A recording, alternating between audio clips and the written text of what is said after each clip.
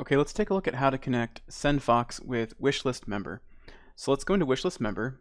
You can go to your dashboard or on the left-hand side here in WordPress, click on Setup, and then on this next menu over, click on Integrations.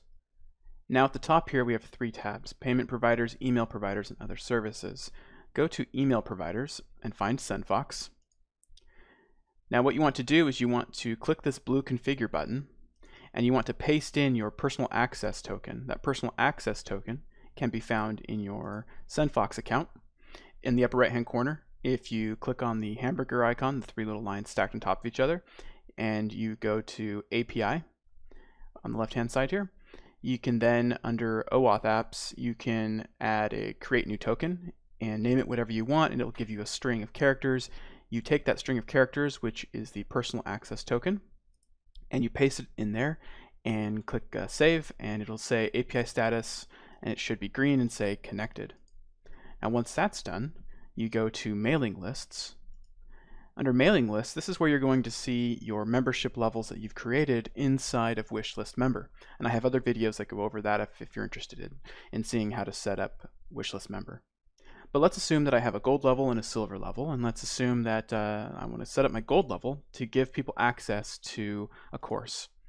Well, you just simply click on the membership level and you choose the list name from your SendFox account. This is where it's pulling it in kind of through that API, that personal access token.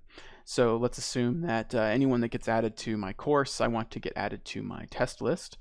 And this checkbox here, unsubscribe if removed from level, this essentially means that if the person, let's say that you had an ongoing membership course, right? Let's say it costs $20 a month. If they stopped paying and they unsubscribed from your course, you could essentially remove them at the same time from this particular list in your SendFox account. That doesn't mean that they're removed entirely from your SendFox account, just this particular list. And I'll have more videos that show you how to create automations and things as we set up a sales funnel for WishList Member and things like Thrive Apprentice. But for now, I'm going to leave this unchecked and I'm going to hit save and close. Now, let's say I had another product or another membership level that I wanted to integrate. I would simply click on it and choose the list name, right? Let's say this one I wanted to go into my WishList Member list and hit save. And that's it. That's really all there is to it to connect your SendFox and your WishList Member.